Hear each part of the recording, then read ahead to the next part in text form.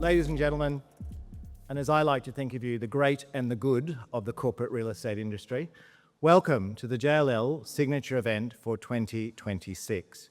My name is Michael Green. I'm Head of Tenant Representation for Australia and New Zealand at JLL, and along with Alan and Nathan, I am your host for this evening.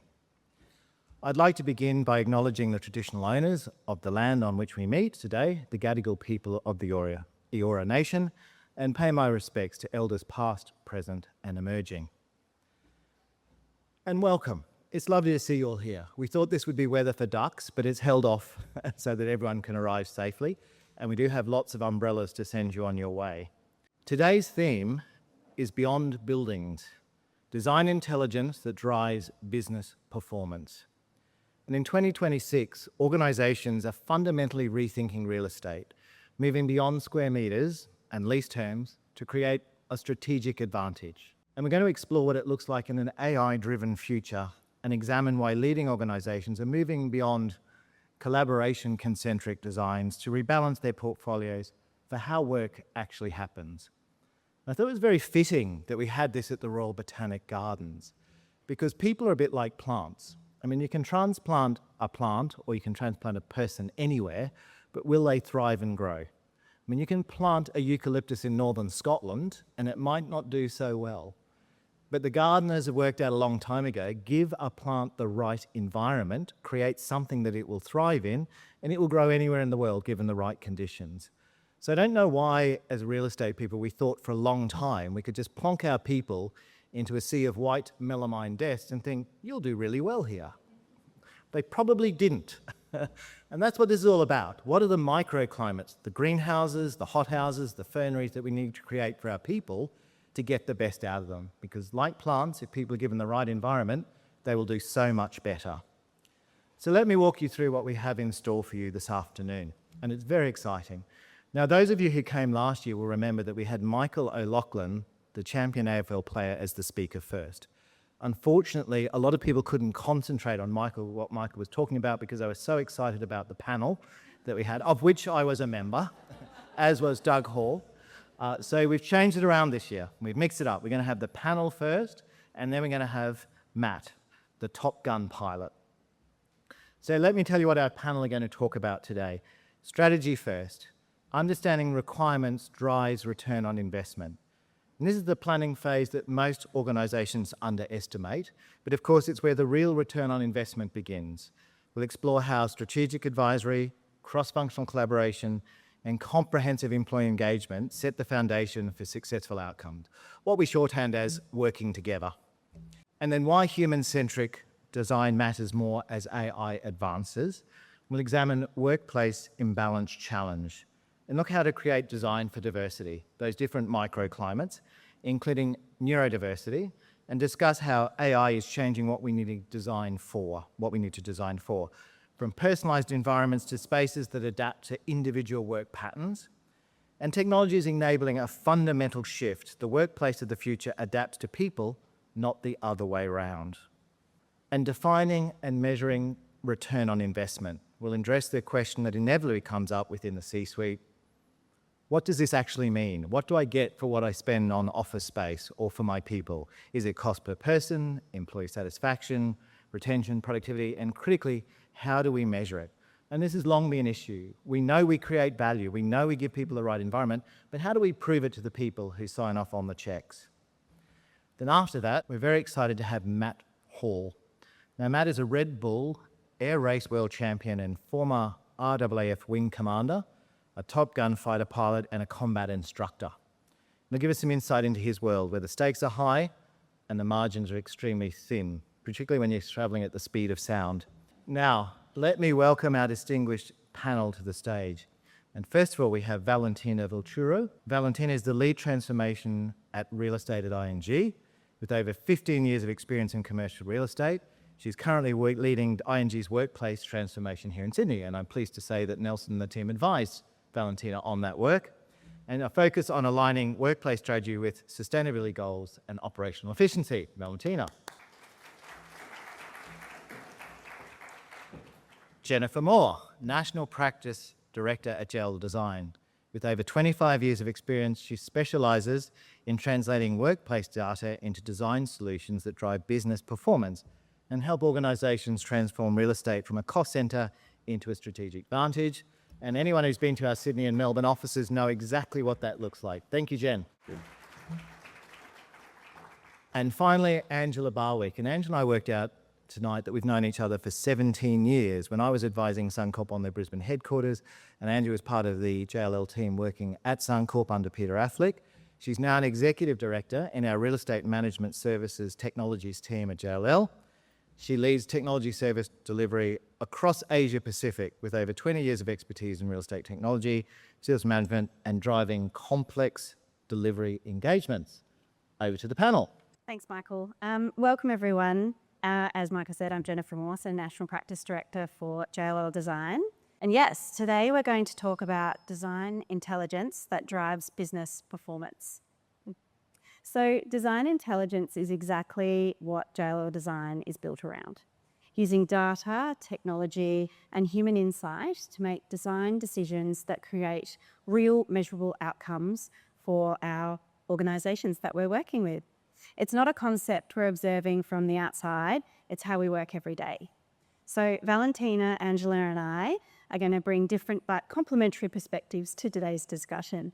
I really loved what Michael said about allowing our people to thrive. I think that's a really intrinsic part of our conversation today. So that's something that we're going to dive into, along with the advisory and the strategic foundation, designing in an AI-driven world, hot topic at the moment, and how to define and prove return on investment.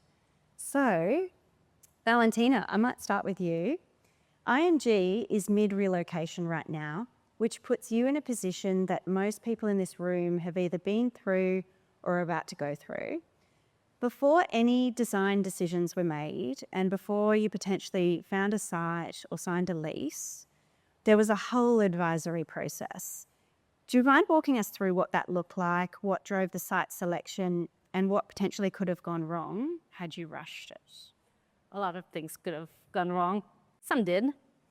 I think the planning phase is really, really important. And a lot of people, myself included in previous years, rush into, okay, do we move, do we not move? Was the right building kind of thing. But you need to take a step back. And I can't say strongly enough, find a good partner.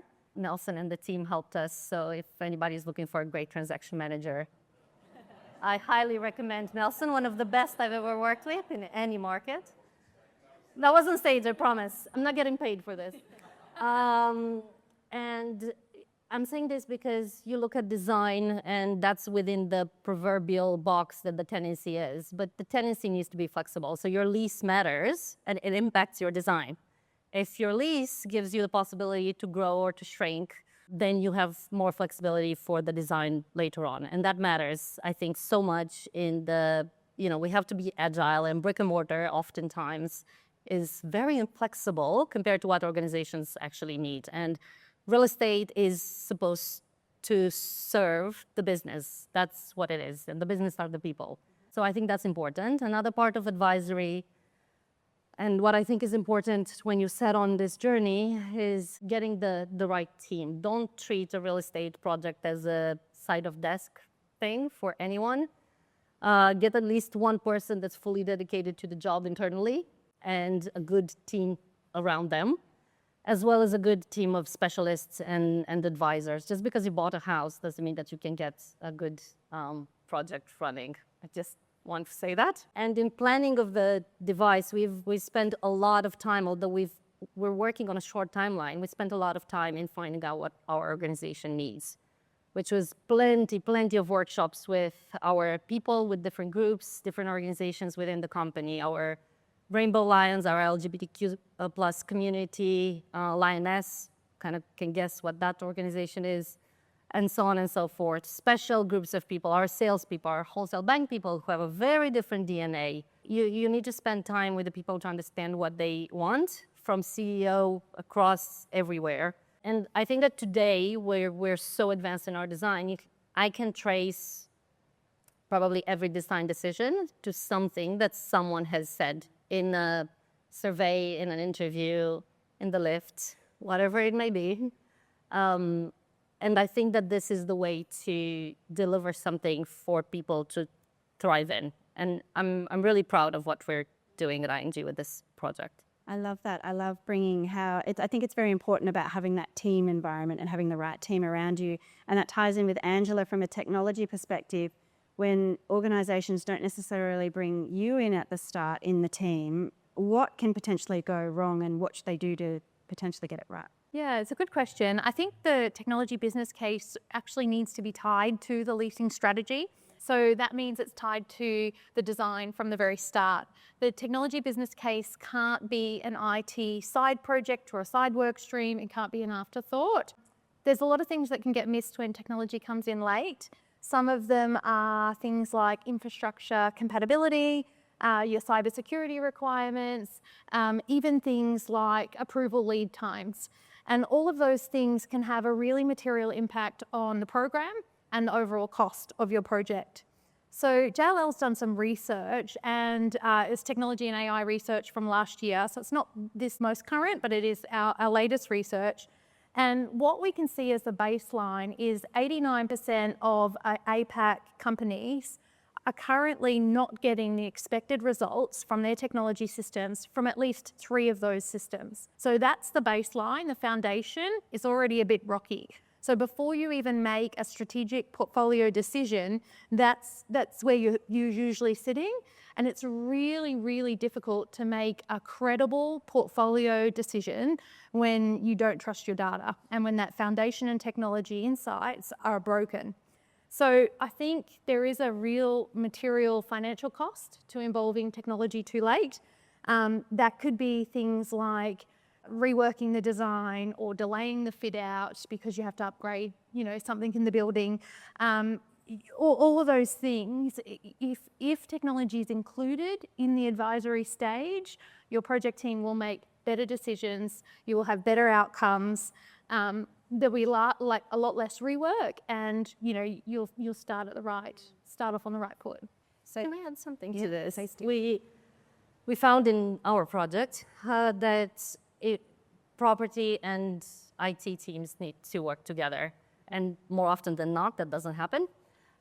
Competing interests or whatever it may be, but when you put these two teams to work together, magic happens. And I'll give an example. Like our tech team was looking initially at really nice bar systems with cameras for the meeting rooms that can count the people in the room, right? Fantastic to get that data. How is that useful if you're not measuring occupancy in the open space? You're getting pieces of data and you get into the problem, exactly what you said. You have so much data and have no idea what to do with it. So by talking to each other, we identify what's the right technology where we're not being a burden, us as property, onto our tech team with the technology we want to implement and give them double the work. But also we get the right data and they're able to support us, to make sure that penetration tests pass and whatever it may be. And I think that collaboration between tech and property can bring such good advantages. And those are 2 silos you should absolutely break in your company with a property project. Absolutely. And bringing that design together prior to the site selection, prior to potentially even knowing what the site is really important as well. Like having, like you said, knowing what metrics of data we're going to have before we even know that we're going to need it, and bringing that together. So the phase deserves time, and it's where that real design intelligence begins at the start. Designing for reality and what does the office need in 2026? So post-pandemic, collaboration was everything. And we ended up with spaces now that are not really designed for what people need in the office now. So Valentina, what are you experiencing today? What are you hearing today when you're in this phase, and how is now that informing what you're going to build next? It's funny because I was in the Netherlands in head office when we were doing hybrid ways of working, and like you said, design for collaboration. I found that in Australia, people are coming to the office a bit more than in other places of the world, and that means to us that indeed you need spaces for people to not just collaborate and have coffee, but they actually need to do work. We don't have the problem of having a too collaborative office, because our office was designed before 2016. Yeah. So our office today, you basically can get a desk or a meeting room, and that's it. So we don't have that problem. We are in the privileged position of designing the space now after things have settled with hybrid work, I think. And what we're seeing is that you look at activity-based workplace and you design all these different settings. That's wonderful, but you have very different people and different types of work. Like there are people who will highly specialized, very senior, that need quiet because they are 90% of the time at their desk and they need quiet and they prefer to work from home because the open space is full of calls done at the desk or whatnot and just hum. There are neurodiverse people. There are people who, even during their break, they might want to retreat because the office space is so loud. So what we're doing in our project is design a diversity not just for workplace setting, but for the diversity of our people. So we are including things like pods from demountable partitions, very good soundproofing that gives you a really grounding feeling. They're great for Teams calls. Put uncomfortable chairs in there so people don't consider them their private office the whole day. And they can do a Teams call, but also somebody can just, when they're having a stressful moment, they can just go in there and the sound of it feels like a podcast room and you just, get grounded. We're designing a clubhouse where everybody can get loud and rowdy because that's who we are as ING. The lions inside of us have to roar. But also, we're designing to have a library on each floor where people can go for 2-3 hours to read a contract and not have to deal with anyone around them. A lot of phone booths, like I said earlier, for people to do calls, so then the open space can be not somebody has a call, but to actually talk to each other. And I think that diversity just really serves the diversity of our people. And from our CEO all the way to us as a project team, we viewed this project as a people project. And we keep saying that and drill it into everything that we do. And I know it sounds like a lot of marketing and ING is so great, but it's genuine. I promise you can talk to the people in this room that I work with. We actually do think of these things when we make our design decisions. Yeah, I think what's really interesting as well that we are also starting to talk about when I bring in the AI conversation is the focus room and the phone booths and the things that people are also looking at the future of people actually not just needing them for phone conversations, but talking to AI as a part of the office going forward. So Angela, technology is changing what building themselves are capable of, and how is AI enabling spaces to adapt, and where is that genuinely in practice versus this theoretical? Yeah, it's a really good question. I think the honest truth, and again, from our AI research last year, 92% of companies are testing and piloting AI now, which is, up quite a lot in recent years. But the interesting part is only 3% of those companies are actually achieving their goals. So what that says for AI right now, it's the experimental phase. Okay, so we're just experimenting. But there are some AI applications or applied to workflows where they genuinely are having a big impact. And it's not surprising that that's in the occupancy analytics type space, because what AI is doing is translating those traditional space utilization metrics into the financial impact. And whether that be identifying how many ghost meeting rooms there are, or where are those spaces that cost us lots of money, where no one's using, etc. It really is the most evident use of AI in the data space, because there really is a big data problem. So Valentina mentioned it about the utilization data.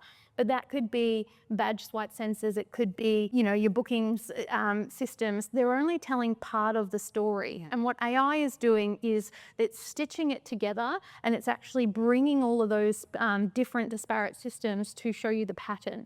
So it's not just the average utilization, but when are they working, where are they working, all of that extra information that a single system couldn't do without AI. The interesting thing with AI is, though, there is a prerequisite, and it can be the most common thing that's derailing the progression of AI in the workplace right now.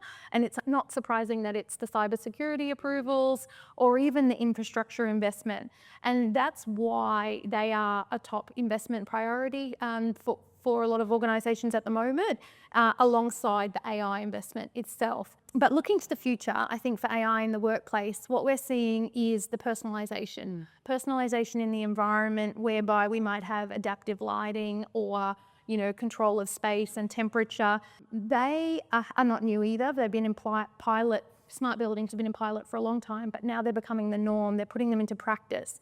And I think the reason for that is with those technologies, with the AI behind them, we're now able to make a clearer impact on not only the employee experience, but also the dual benefit of our energy efficiencies and energy saves.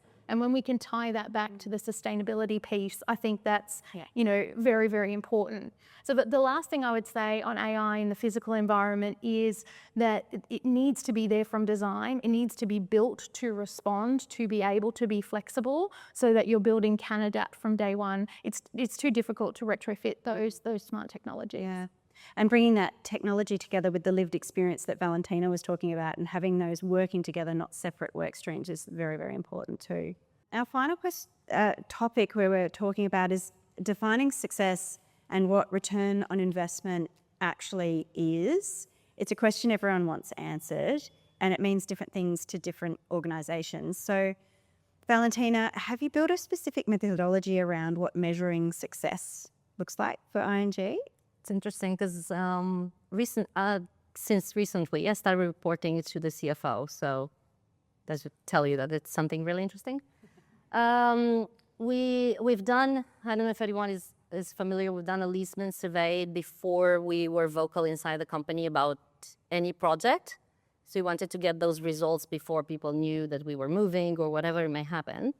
And we're going to do one a few months after we move to see how things have changed. It's nice that we got over 500 verbatims in the open-ended question at the end, so people really had a lot to say. I think we will look to see how our organizational health index may be shifting after the move, to see if we've done what we've set ourselves to do. But another one that just actually didn't come up to me until you just mentioned now with sustainability is how much we're going to be more efficient energetically in operations by choosing a different building, as well as our CO2 reduction in upfront carbon compared to a new fit out, as well as a diversion from landfill. We've given carte blanche to our architects to literally put every single crazy idea that they can think of reusing materials, breaking them up to 3D print them into something else, whatever it may be. Let's go crazy with it. And the funny thing is that it's not increasing our costs. And one of the pillars of our project was to support smaller companies that are pioneering new methods of fabrication. So the best way to support this is by giving them business, obviously. So we set ourselves out to do that. Nobody's done it to this scale before. We'll see how it goes. We'll let you know if we have delays. But we said that, ING globally says that we put sustainability at the heart, and we wanted to show that we practice what we preach. Yeah, there's some innovation in it. It'll be very fun when we cut the ribbon to get some people to visit it and see and touch and feel what we've done. Amazing. And finally, Angela, technology gives us access to a different level of return on investment, the operational and financial data.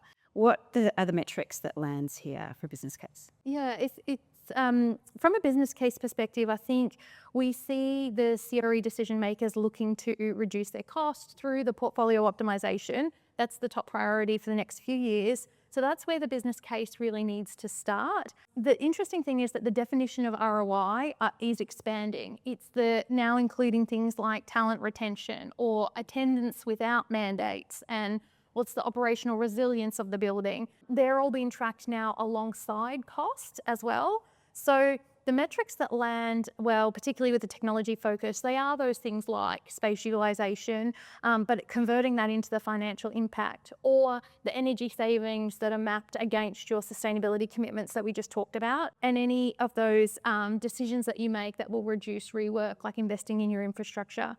But the funny thing is that a lot of organisations haven't moved so fast with what they're measuring. So we're still measuring inputs like cost per square feet, utilisation rates, rather than the outcomes of the business. And AI will change us to be outcome focused, outcome and performance based metrics will become more important.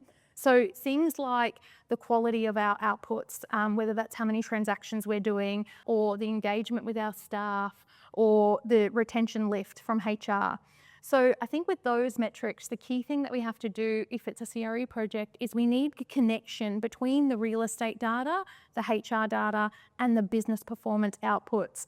So that's why those cross-functional teams and having IT there are so important, but it's also HR and all the business streams, because if we can get that integrated data there, we will then have the insights. So I think that from a business case, from a metrics perspective, it's really a shift from what we used to talk about having efficiency gains and efficiency dividends now to performance metrics. So I think that the ROI in 2026 isn't cost of square foot, or square meters in Australia, but it is that business uplift, and we see that all the time in our technology ROI projects. Not technology for technology's sake; it's a business enabler. Thank you. We've really covered the full arc here, from the advisory foundation to designing for how people are working today and what measuring the success actually looks like. But I want to finish with one thing, something actionable. If one person in this room takes one step in the next 90 days to change how their organisation approaches workplace, what would you recommend this step to be? Do you want to start? One item that I mentioned earlier, don't treat this as a side desk project. So a dedicated internal resource, get yourself a fantastic workplace consultant. It could be the same as the architect or not. It can make a world of difference. And a great project manager to make sure that they help you keep the timeline, etc. I think that with these three people, you can make a lot of magic happen.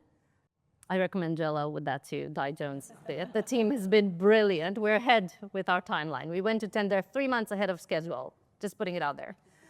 No, Anthony's not paying me to say that either. I think that this would be, get the team and they will make magic happen, 100%. For me, I think I would say audit now, audit before you invest. It's interesting because the gap between where you think your utilisation is and where it really is when measured is actually much greater than what you think. And so I think if we look at the companies that are really successful with these programs, they have done that current state assessment. Like Valentina said, doing the Leaseman survey before people know there's a building, get the baseline, but then also define what success outcomes you're going to measure. So if you can get the baseline and decide what business outcomes you're going to measure, when you bring that cross-functional team together, you'll be working more closely together. And I think it's really important to make sure that you understand that your building can perform from day one and not day two. Amazing, thank you. Thank you, everyone. That's the end of our panel. And thank you, Valentina and Angela. We're done? Any questions? Yeah, we got time? Okay. Okay, so I've recently learned that AI augmented delivery is best suited to people working together as opposed to working remotely. So when do we start charging and in fact the agency team in the room start working on token value rather than real estate value? Well, that's a good question. I'm not in agency, but it's very, as I said, we're in that experimental phase, Doug. I think the key thing is that the AI that we'll put in for efficiency should be unlocking our strategic potential. But there is a cost and investment to do that. They do use tokens. We see it at JLL when we get to the end of the month, all of the coders are there using their tokens before they reset for the next month. But as that pertains to agency, I might have to get someone else to comment on that one. Any other questions? We haven't touched on innovation in the workplace. What spaces are you seeing now, or what are you designing for to really drive innovation, both from a spatial and a technology perspective? Good question. For spatial perspective, I can say that it's looking at the diversity of people and creating different kinds of spaces where people can, be creative. It's kind of, you have to let your people loose if you want to get them to innovate. I think another thing like workload and having 100 tasks to do before you could innovate, but that has nothing to do with the workplace. That's an organizational thing. You have to create the space and the time for people to be able to innovate. I hope that a nice water view will help in our new building.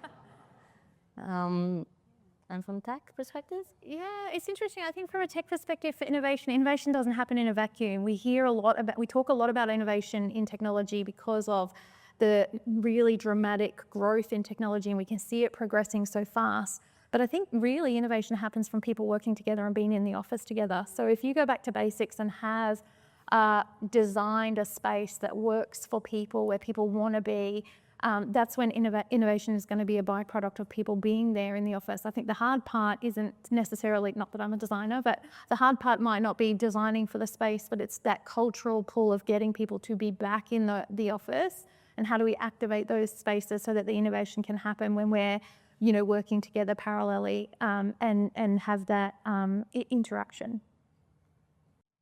Hello there. I have a question. How do you balance flexibility with budget constraints in uncertain times? What do you mean by flexibility? Flexibility in either changing your design or just changing what you need to do?